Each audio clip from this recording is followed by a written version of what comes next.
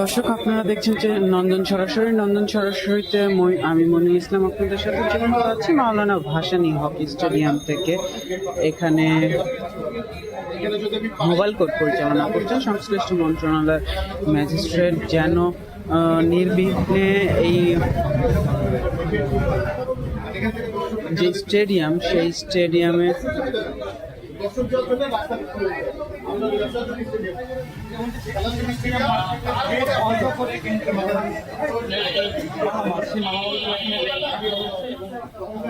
নির্বিঘ্নে যেন এখানে খেলা পরিচালনা করা হয় এবং খেলার জন্য পরিবেশ বজায় থাকে, তার জন্য এই যে মোবাইল কোর্টটি পরিচালনা করছেন সংশ্লিষ্ট মন্ত্রণালয়ের কর্তৃপক্ষ।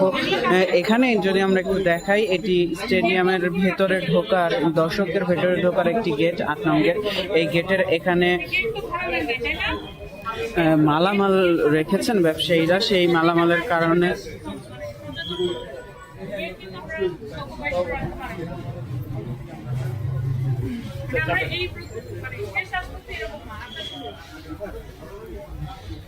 এই যে দরজাটির সামনে মালামাল রেখে দরজাটি বন্ধ করে রাখা হয়েছিল, যার কারণে এখানে অভিযান পরিচালনাকারী ম্যাজিস্ট্রেট তিনি সাবধান করলেন ব্যবসায়ীদের এইভাবে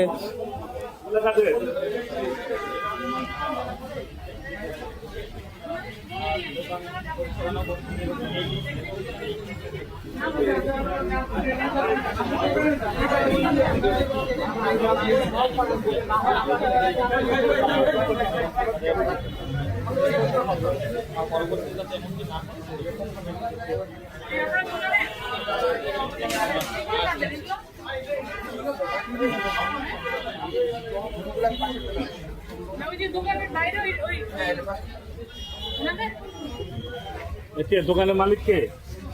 বস্তু আসে নাই, বাক্স আমাদের না পা, এগুলা আছে। এগুলো আপনাদের না, এগুলো কাদের? এগুলো তো আমাদের।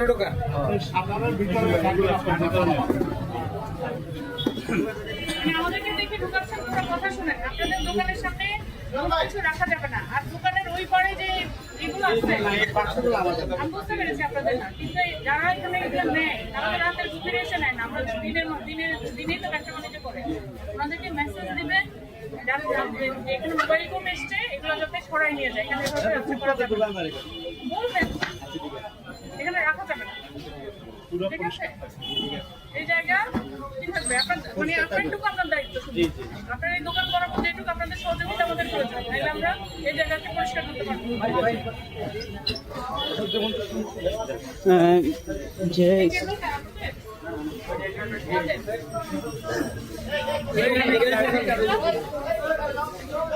এই যে স্টেডিয়াম, এই স্টেডিয়ামের যে মার্কেটটি করা আছে, মার্কেটটিতে চুক্তি অনুযায়ী ব্যবসায়ীরা শুধু দোকানের ভেতরে তাদের ব্যবসা পরিচালনা করতে পারবে। আশেপাশে বা ফুটপাথ, যেটি ফুটপাথে কোনো মালামাল রাখা সম্ভব নয়, এবং খেলার যে পরিবেশ, সেই খেলার পরিবেশ এবং খেলা দেখতে আসা দর্শকরা যেন নির্বিঘ্নে খেলা উপভোগ করতে পারেন এবং দেখতে আসতে পারেন, সেই ব্যবস্থা, সেই পরিবেশ বজায় রাখার দায়িত্ব এই ব্যবসায়ীদেরই। তারা কিন্তু আমরা দেখি যে সবসময় এখানে যে ফুটপাত এবং দোকানের বাইরে অতিরিক্ত মালামাল রাখা থাকে, যার কারণে যে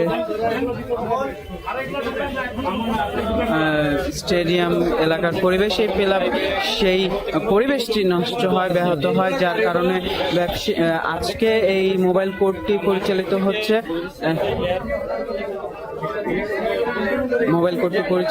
এবং মোবাইল কোর্টের পরিচালনাকারী যিনি ম্যাজিস্ট্রেট আছেন, তিনি ব্যবসায়ীদের আজকে কোনো জরিমানা করছেন না, শুধু তাদের সাবধান করে দিচ্ছেন।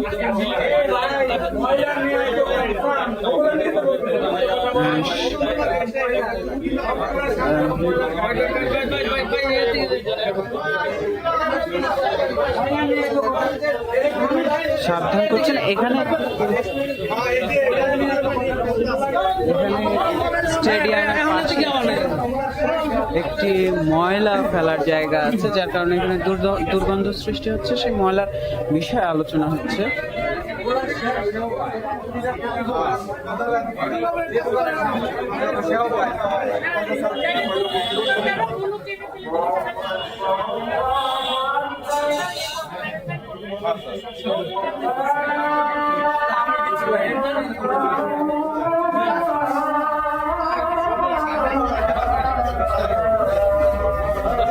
দেখছিলাম জনকণ্ঠের লাইভে সরাসরি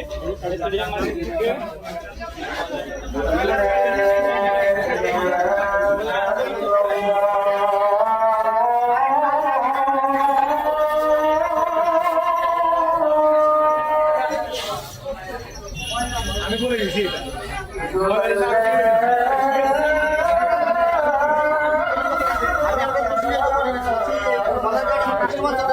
আমাদের কষ্ট হচ্ছে এই জন্য শুধু খালি কারণ কিন্তু আমরা যদি আমার কাস্টমারটা মরার থাকুক, আমার কাস্টমারদের না দেখি আমি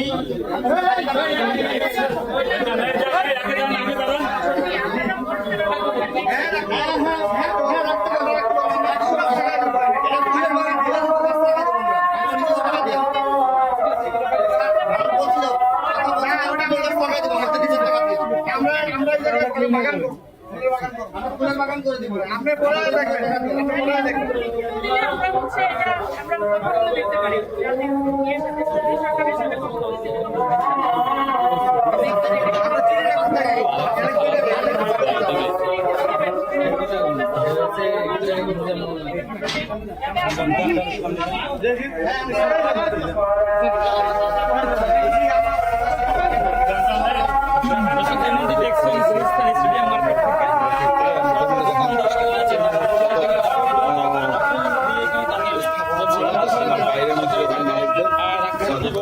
যাতে জনসাধারণের ভোগান্তি দূর করণে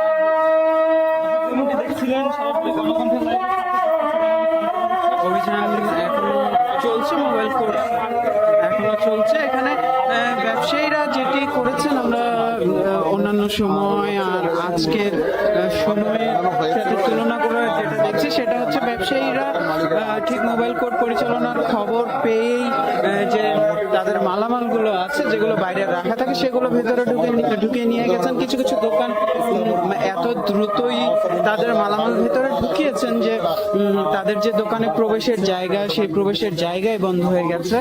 ঠিক আছে না, বাইরে সেই মালামালগুলো সিজ করা হবে এমনটি বলছেন এই মুহূর্তে। বলুন তুমি আমার হবার দাঁড়িয়ে বলে আর আমি বসলাম না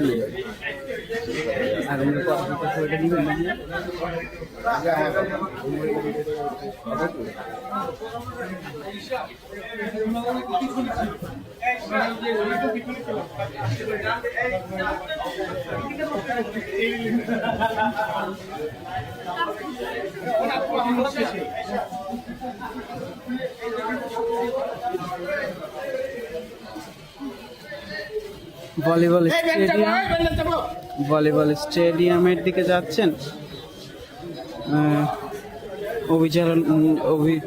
আভিযানিক দলটি। সেই দলটি এইখানে এই পাশে হচ্ছে রাস্তায় মালামাল রাখা, সে একজন তো আমাকে প্রশ্ন করলো যে জাতীয় পরিষদের স্টাফ চুরি করবে লাইব্রেরিতে কেন লাইব্রেরিতে আমার যার যা চুরি তার তার কাছে আমি যদি চুরি করি লাইব্রেরিতে আমার 500 জন লোককে কিন্তু পাহারা দেওয়া সম্ভব। এই জন্য যদি আমাকে ব্লেম করা হয় তাহলে এটা কতটুকু সুস্থ বিবেক এই প্রশ্নটা আপনার দূর করে ছেড়ে দিন। সবাইকে এগিয়ে আসতে হবে। এই জায়গাটা হচ্ছে ক্রেতাদের, ওনারা এই জায়গায় দখল করে বসে আছে। ওনাদেরকে কোন বর্ণমালা দিয়ে সৃষ্টি করবে, কোন বাক্য দিয়ে ওনাদেরকে সচেতন করবে, মানে কোন বিবেক বুদ্ধ দিয়ে ওনাদের বিবেকটাকে জাগ্রত করা নাই, সলিউশন কিন্তু আসলে নেই। এই জন্যই বারবার বলি এটা আসলে সমন্বিত প্রক্রিয়া। প্রত্যেকের অবস্থান থেকে একটু আপনি যে শব্দটা উচ্চারণ করলেন, প্রত্যেকের অবস্থান থেকে কাজ করতে হবে। আর মোবাইল কোর্ট সুস্থ দিবে, আর মোবাইল কোর্টের বিষয়টা কিন্তু আসলে এরকম শাস্তি দেওয়াটা কিন্তু উদ্দেশ্য না, মানুষ সচেতন করাটা উদ্দেশ্য, মোটিভেট করাটা উদ্দেশ্য।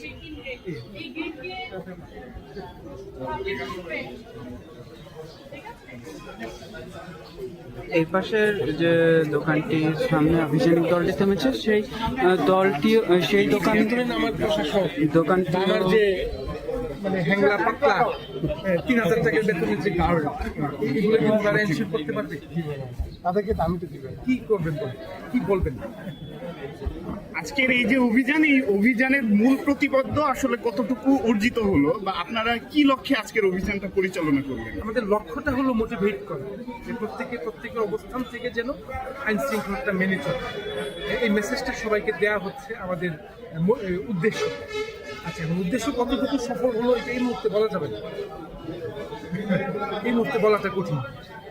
পরবর্তীতে সবাই যার যার দায়িত্বটা ঠিকভাবে পালন করে তাহলে বুঝতে হবে এই অভিযানের উদ্দেশ্য সফল। আর যদি ঠিক আগের মতো অবস্থানেই যদি ফিরে যায় প্রত্যেকে, তাহলে ধরে নিতে হবে এই অভিযানের লক্ষ্য সফল নয়। তো ঠিক এই মুহূর্তে মন্তব্য করাটা কঠিন, মূল্যায়ন করাটাও কঠিন। আমাদের কাজ হলো মোটিভেট করা, মোটিভেশন করে যাব।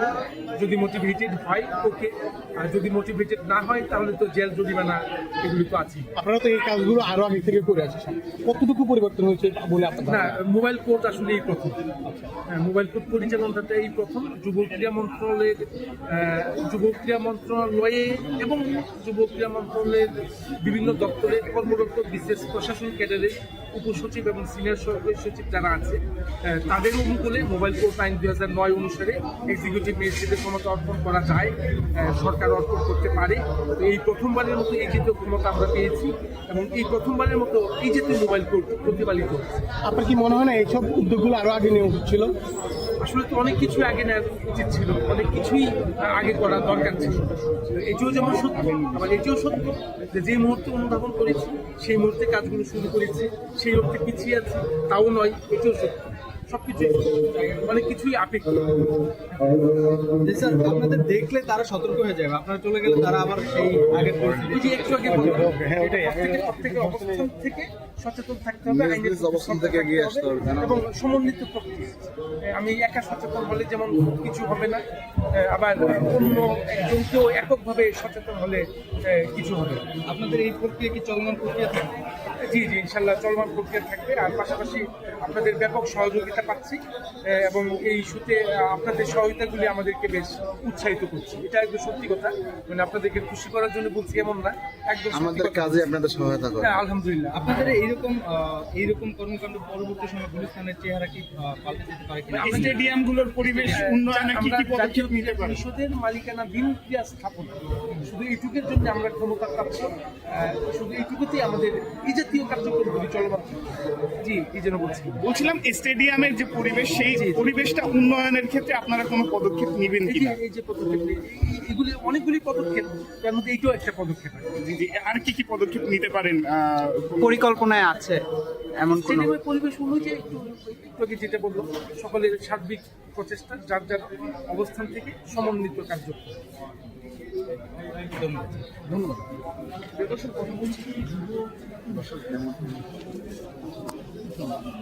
অভিযান চলছে, আমরা কথা বলছিলাম আভিযানিক দলের একজনের সাথে। তিনি আমাদের জানাচ্ছিলেন মন্ত্রণালয় এই প্রথমবার, যুব ক্রীড়া মন্ত্রণালয় প্রথমবার এমন কোনো অভিযান পরিচালনা করছে, মোবাইল কোর্ট পরিচালনা করছে, এবং তারা আশাবাদী এই পরিচালিত মোবাইল কোর্ট থেকে তারা এই স্টেডিয়ামের পরিবেশ উন্নয়নে এবং স্টেডিয়ামের পরিবেশ পুনরুদ্ধারে কিছু ভূমিকা রাখতে পারবে। অভিযান এখনো চলছে। যদি এই অভিযানে আজকে কোনো ঠিক জরিমানা করা হচ্ছে না বা কোনো শাস্তি দেওয়া হচ্ছে না, শুধুমাত্র সচেতন করা হচ্ছে, যেহেতু এই অভিযানটি এই মন্ত্রণালয় প্রথমবারের মতো পরিচালনা করছেন, এর আগে কখনো অভিযান পরিচালনা করা হয়নি।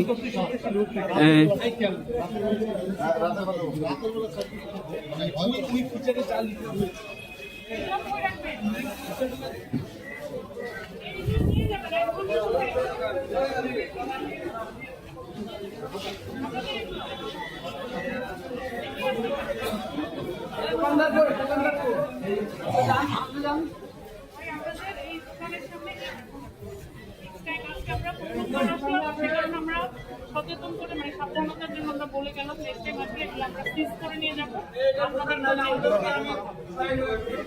ঠিক আছে, এটা কি স্টেডিয়ামের মতো দোকান না, এটা তো মার্কেটের দোকান, তাই না? আমরা স্টেডিয়ামের একটা পার্ট, আর এই স্টেডিয়াম কি এটা তো যাবে, এটা ঢাকা স্টেডিয়াম, বাংলাদেশের একটা সিগনেচারি স্টেডিয়াম, তাই না? আপনারা একটা দোকানদারি করেন মানে তো আপনাদের এটা আপনাদের মানে দায়িত্ব, এটাকে সুন্দর করে রাখতে হবে। আপনারা দেখছিলেন কথা বলছিলেন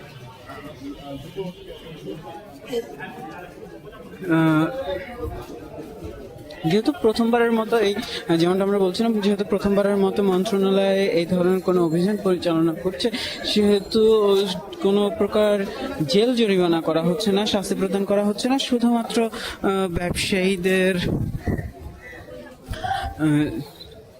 সচেতন করার জন্য এবং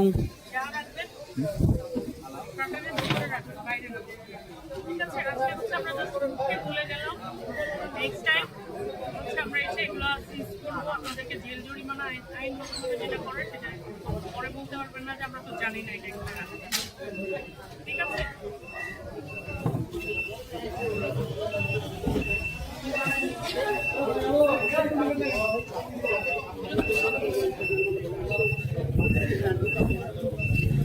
অভিযান যেমনটা আমরা বলছিলাম, অভিযান চলছে। অভিযানে আর ম্যাজিস্ট্রেট যিনি অভিযান পরিচালনা করছেন, তিনি বারবার ব্যবসায়ীদের যেটা বলছেন যে প্রথমবারের মতো যেহেতু পরিচালিত অভিযান, তার কারণে শুধুমাত্র সাবধান করে যাওয়া হচ্ছে ব্যবসায়ীদের, কোনো প্রকার জেল জরিমানা করা হচ্ছে না। পরবর্তীতে যদি তারা যে এই অভিযান থেকে যে নির্দেশনাগুলো দেওয়া হচ্ছে সেগুলো যদি না মেনে চলেন, তাহলে সেই ক্ষেত্রে আইনানুগ ব্যবস্থা গ্রহণ করা হবে বলে জানানো হচ্ছে আভিযানিক দলের পক্ষ থেকে। এবং যেটা আমরা সরজমিনে দেখেছি, এখানে আভিযানিক দলের উপস্থিতি টের পেয়েই ব্যবসায়ীরা খুব তড়িঘড়ি করে মালামালগুলো তাদের দোকানের ভেতরে ঢুকিয়ে নিচ্ছেন এবং মানে এতটাই তড়িঘড়ি করে ভিতরে ঢুকিয়ে নিচ্ছেন যে তাদের দোকানে যে ঢোকা এবং বের হওয়ার রাস্তা, সেই রাস্তাগুলো বন্ধ হয়ে যাচ্ছে। এবং আভিযানিক দল কিন্তু সেটা বেশ ভালোভাবে বুঝতেও পারছে, যার কারণে আভিযানিক দল তাদের সাবধান করে দিচ্ছে, তাদেরকেও জানিয়ে দিচ্ছে যেন এই ঘটনার পুনরাবৃত্তি না ঘটে, সেই ব্যাপারে নির্দেশনা দিচ্ছে। এই ছিল আমার কাছে ভাসানী